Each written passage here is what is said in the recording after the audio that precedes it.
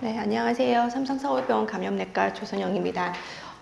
두 번째 이제 의료 관련 감염으로 폐렴인데요. 이제 결국 저희가 요로 감염, 폐렴, 혈류 감염을 하는 건데, 폐렴은 요로 감염이나 혈류 감염과 다르게 가소보고될 수 있는 그런 감염입니다. 그 이유는 요로 감염이라든지 혈류 감염은 결국에는 굉장히 진단 기준이 좀 브로드한 측면이 있고, 예를 들어서 혈류 감염 같은 경우에는 이게 2차성 혈류 감염이라는 기준에 맞아 들어가려면은, 예를 들어서 복강내 감염이 굉장히 의심되지만 CT를 찍지 않았다든지 그 기준에 들어가지 않으면 어쩔 수 없이 그게 클랩시로 잡히는 경우가 있잖아요. 근데 폐렴은 오히려 임상에서는 사실 중환자실 누워있는 환자들 의무기록 열어보면 대부분 폐렴에 의심하에 항생제를 쓰고 있는 환자들이 대부분이에요. 그런데 이제 사실 그 환자들을 다 잡을 수 없고, 사실은 중환자실에 있는 환자들의 대부분이 엑스레이가 안 좋고 약간 기침이 조금 뭐 가래가 띡하게 나왔다 그러면 다 결국 임상적으로는 폐렴으로 쓰니까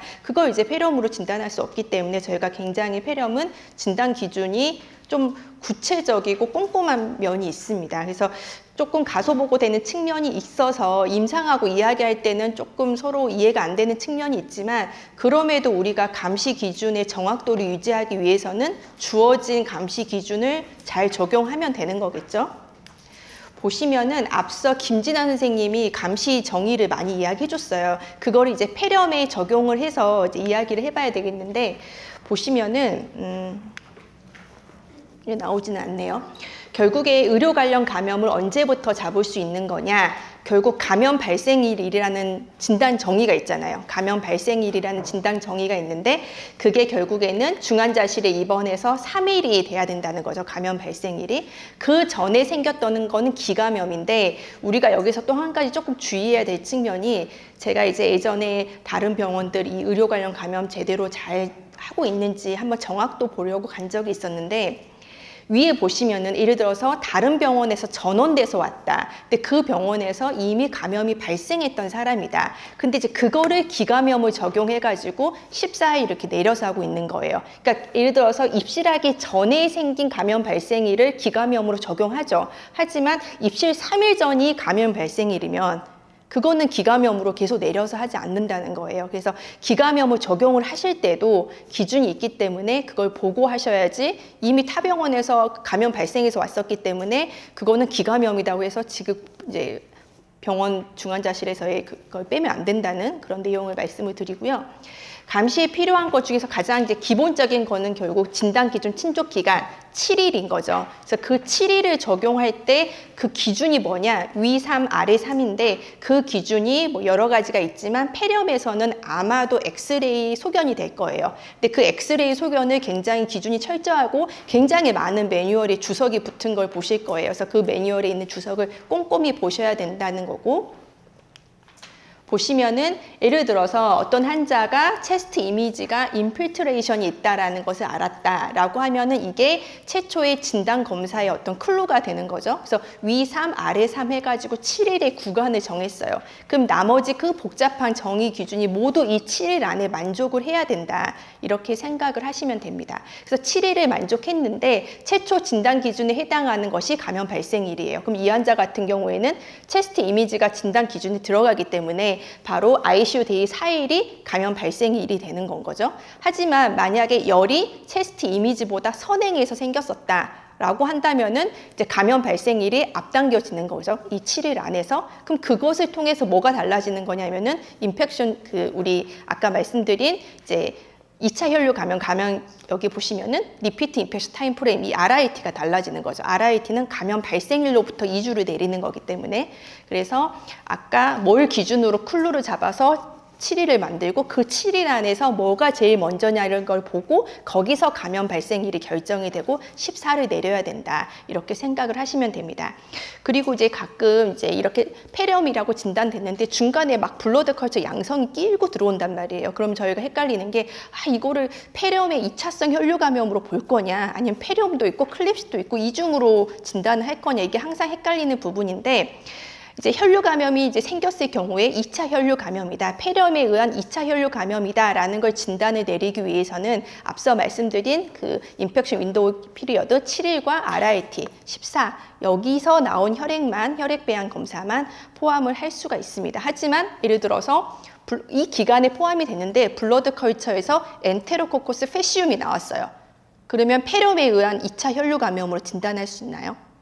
없죠. 그 이유는 바로 블러드 컬처에서 나오는 엔테로코커스 페시움이 폐렴의 진단 기준에 들어가지 않기 때문이죠. 그 미생물은 늘을 수가 없는 거죠. 좀 이따 나옵니다. 그 부분이 굉장히 오류가 많이 있는 부분이기 때문에 그래서 저희가 다시 한번 기억해야 되는 기준이 인펙션 윈도우 피리어드 7일 만드는 거, 그 다음에 감염 발생일 정의해서 14일 만드는 거, 그 다음에 이걸 다 통합해서 그 사이에 생기는 BSI를 폐렴에 의한 2차성 혈류 감염으로 잡을 수 있는데 다만 그 미생물의 종류를 조금 봐줘야 된다라는 거 기억하시면 됩니다.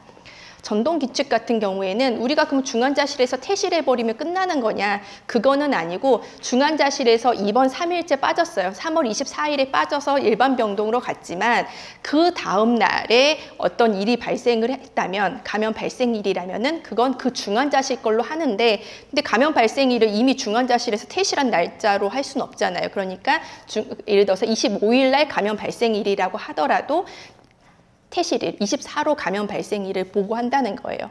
무슨 뜻인지 아셨죠? 네.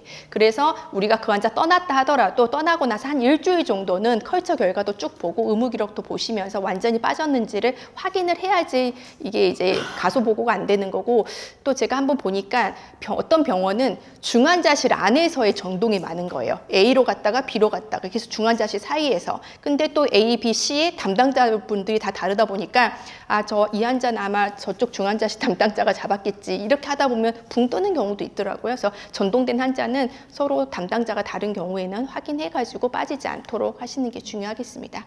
우리가 코니스 감시 폐렴 분류에서 이제 폐렴 진단할 때 뉴모 1, 뉴모 2, 뉴모 3가 있죠. 근데 이게 다 만족한다라고 하면은 이 큰 순서 뉴모 3로 잡는다. 그거는 이제 매뉴얼에 보면 나와 있기는 합니다. 근데 뉴모 3에 해당하는 경우는 별로 없죠. 환자 자체가 있다 면역 저하자야 된다는 그 정의가 있기 때문에.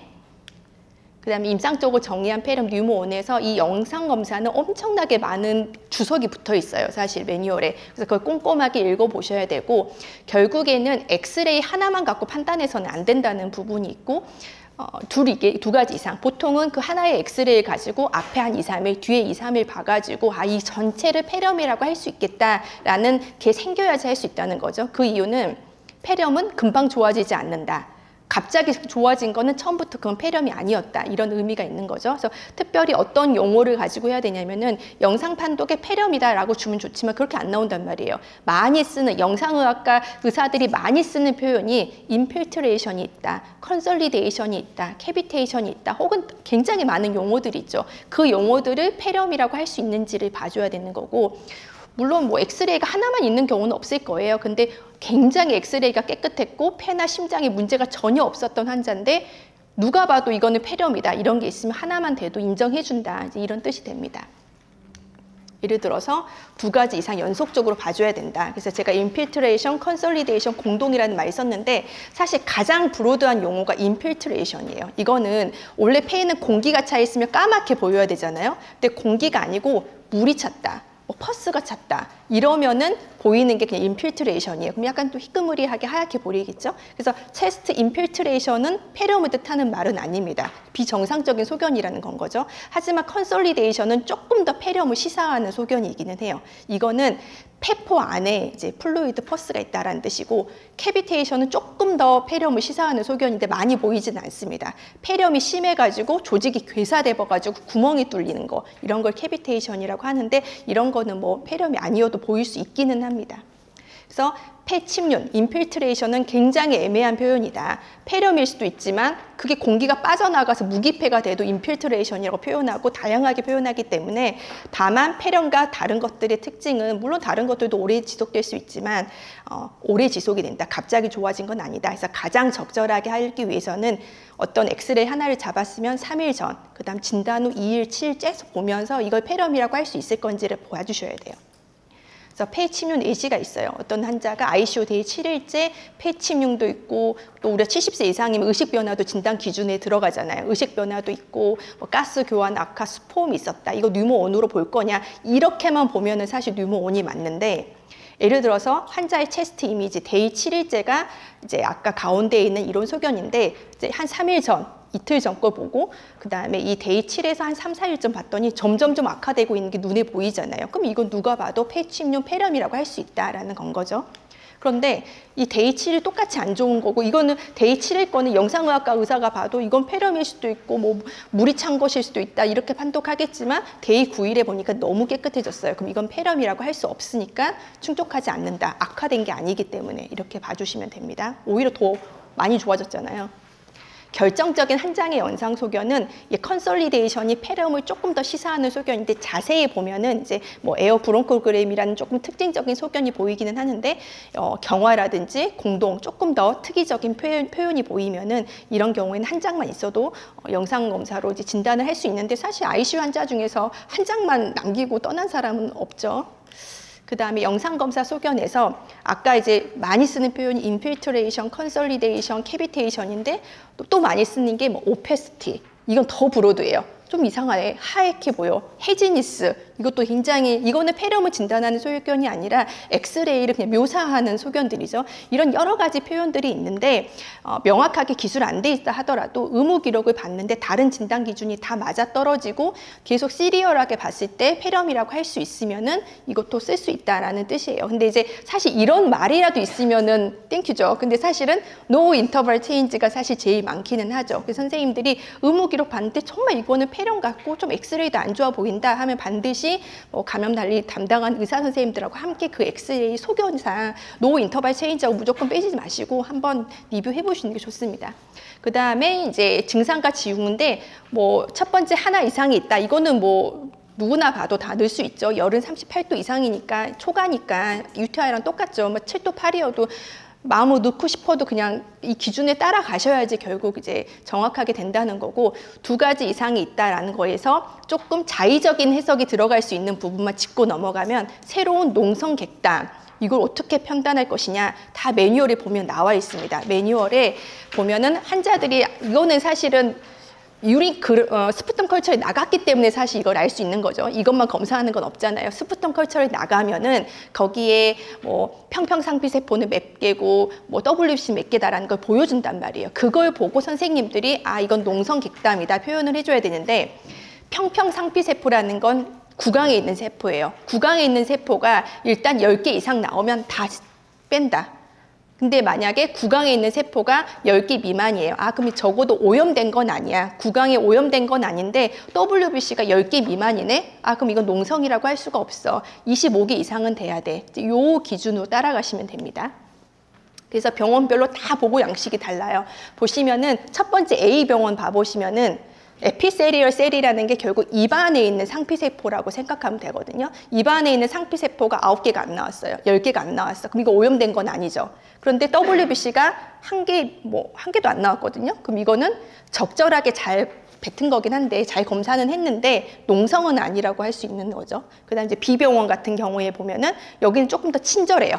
이거는 적절성을 표현해줬어요. 어셋터블하다. 왜냐하면 에피세리얼 셀이 10개 미만이니까 잘 뱉었는데 이거 역시 WBC가 25개 미만이니까 농성 객담은 아닌 거예요. 객담은 객담인데 그다음 C병원 같은 경우에는 보시면은 조금 다른 표현을 쓰긴 했지만 역시 오염된 건 아니지만 농성은 아니다. 이렇게 판단하시면 됩니다. 근데 눈썰미 좋은 선생님들을 보시면 알겠죠. 아, 여기는 다행호중구다. 근데 왜 여기는 WBC냐? 그냥 뒤에 보면 나옵니다. 보시면 나오지만 여러 가지 상황이 있지만 뉴트로필 대신에 WBC로 대부분 말해주는데 그냥 WBC를 뉴트로필로 간주하면 되고 근데 우리 병원은 아예 그런 말을 안 쓴다. 10개, 9개 이런 말이 안 나온다. 뭐 투 포지티브, 헤비 이런 말이다. 그러면 미생물 검사실에서 분명히 그 정의 기준을 주는 정의가 있을 거예요. 그럼 그거를 맞춰야 된다는 거죠. 자기 병원만의 것을 매뉴얼과 맞춰서 사용을 하시면 됩니다. 그 다음에 이제 뭐 객당 양상의 병원하는 잘 봐야죠. 의무 기록을 잘 보면서 석션량이 늘었는지 그런 표현이 있는지를 정말 잘 찾아내면서 하나하나 골라내줘야 되는 거고 빈호흡이라고 하는 것도 정해졌다는 거예요. 분당 25 이렇게. 그 다음에 가스 교환 악화. 이거는 사실 이 기준에 들어가려면은 ABGA를 해야만 얻을 수가 있습니다. PaO2라는 거는 동맥혈에 산소가 얼마큼 녹아있냐는 거니까 ABGA 검사를 안 하면 이건 쓸 수가 없는 거죠. 그 다음에 이 FiO2는 뭐 인투베이션 한 환자든 FiO2가 나와 있으니까 의무 기록에서 쉽게 알 수 있지만 그냥 인투베이션 안 하고 있는 환자들은 O2 4리터 하고 있다. 그럼 그거 다 선생님들이 계산하셔야 된다는 거예요. FiO2. 거기에 맞는 게 있기 때문에. 그 다음에 이제 뉴모2가 되겠습니다. 뉴모2는 다 똑같은데 미생물 검사가 들어가고 미생물 검사를 두 개로 나눴어요.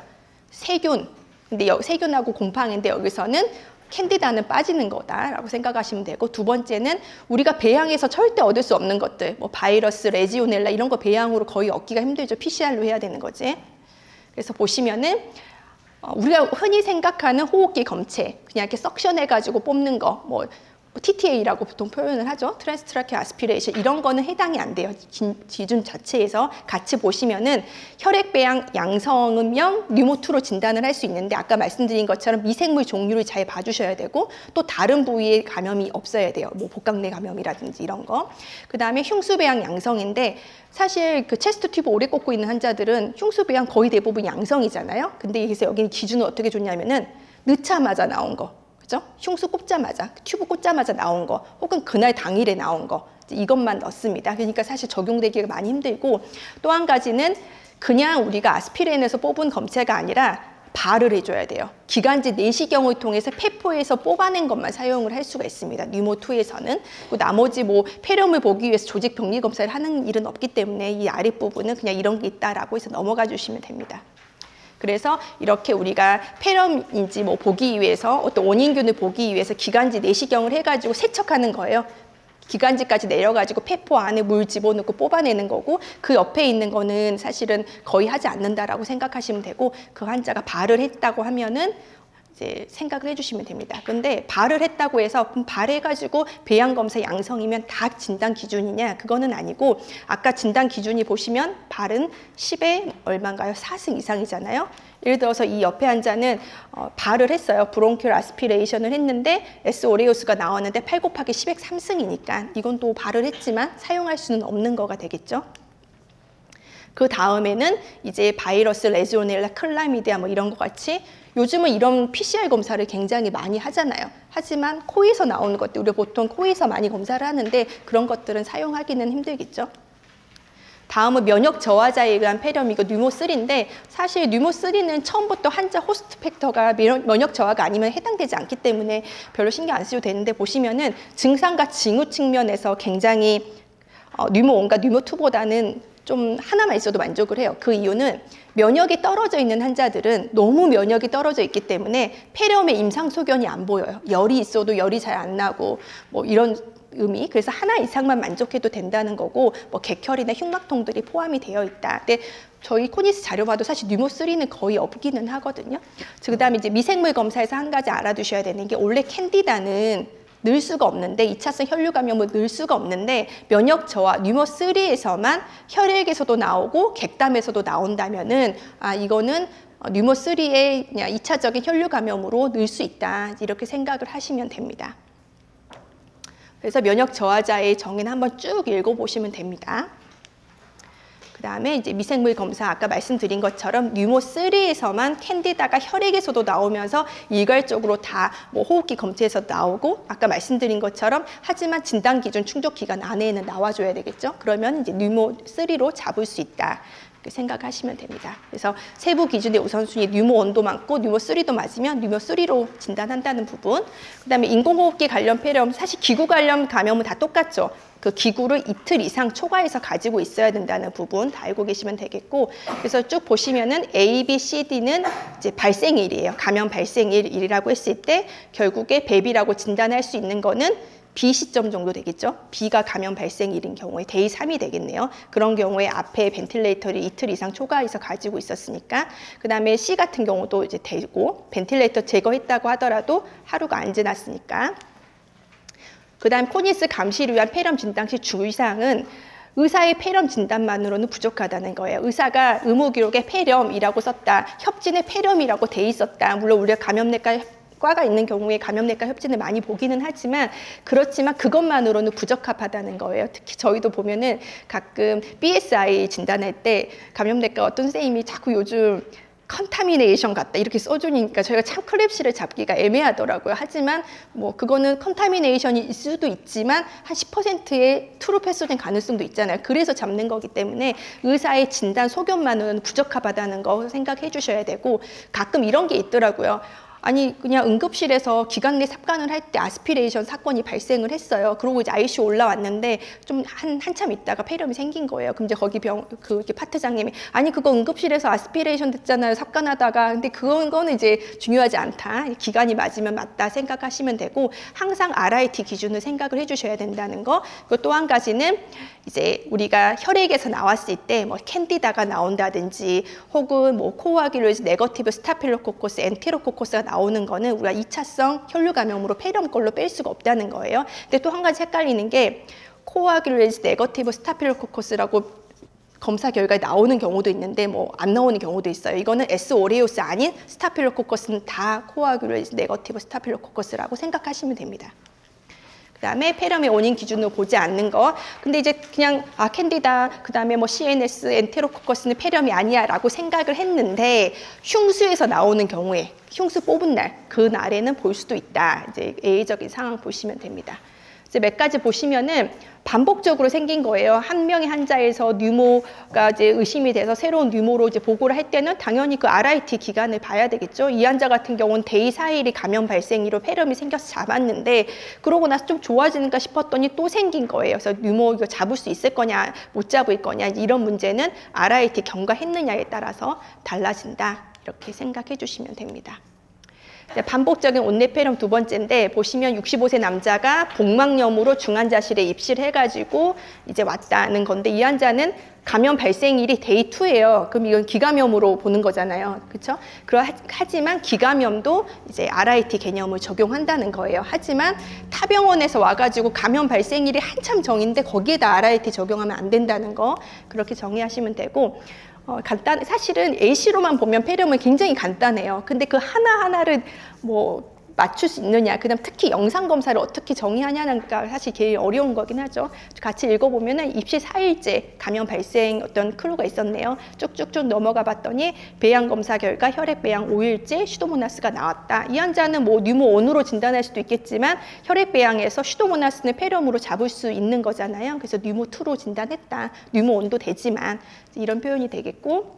두 번째는 뭐 70세고 투석하는 환자고 ICU 8일째 열이 발생했고 흉부 박사선 혈액 배양 다 이제 검사를 했어요. 쭉쭉 했는데 이것도 앞에랑 똑같아요. 앞에랑 똑같은데 혈액 배양에서 이 사람이 엔테로코커스 페시움 엔테로코커스가 나왔다는 게 문제인 거죠. 그러면은 이거는 뉴모 2로 잡을 수가 없는 거예요. 그냥 뉴모 1으로 잡고 그럼 얘는 어떻게 처리하느냐? 뭐 다른 부위에 뭐 2차성 혈류감을 잡을 수 있는 건 쭉 보고 없으면 그냥 뭐 BSI로 잡아야 되는 거죠.